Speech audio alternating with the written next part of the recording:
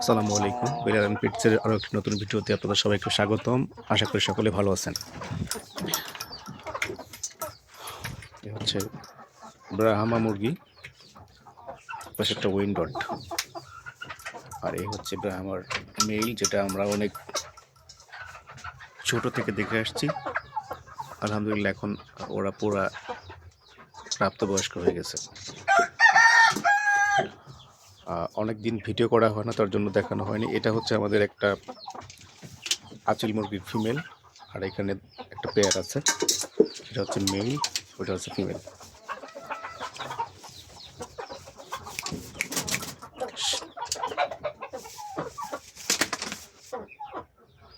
এটা খুব বেশি অ্যাগ্রেসিভ,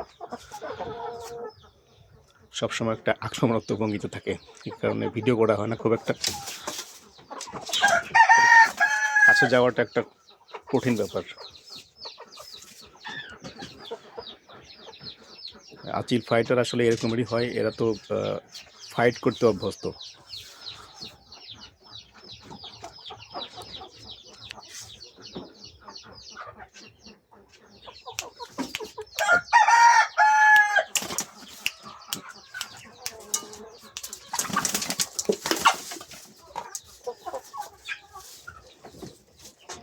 এই হচ্ছে ফাইটার মোটামুটি অবস্থা।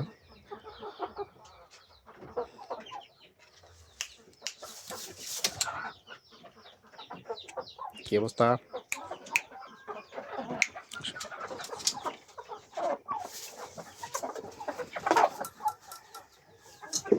ব্রাহ্মা মুরগিটা একদম পিওর ব্রিড হয়েছে, একদম কোন ধরনের কোনো কাটা মানে মিস মার্কিং নেই একদম। ব্রাহ্মা মুরগটা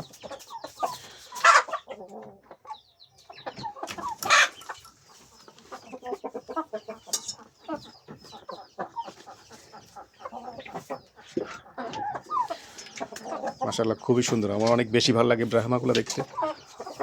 ইচ্ছা হয় যে অনেকগুলা ব্রাহ্মা মুরগি একসাথে রাখি, যদি আল্লাহ পাক রব্বুল আলামিন কবুল করে এদের বাচ্চা হয়, ডিম হয়, সেক্ষেত্রে অনেকগুলো বাচ্চা বড় করে অনেকগুলা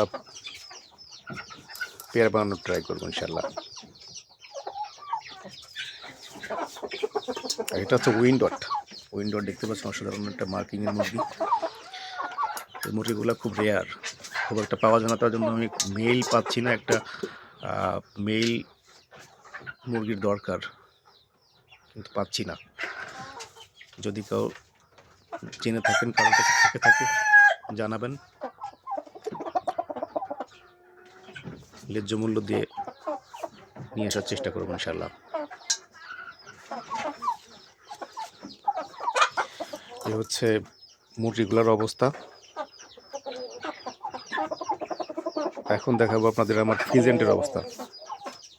হ্যাঁ, এই যে ফিজেন্টের মেলটা হচ্ছে যে উপরে, ফিমেলটা ও যে নিচে।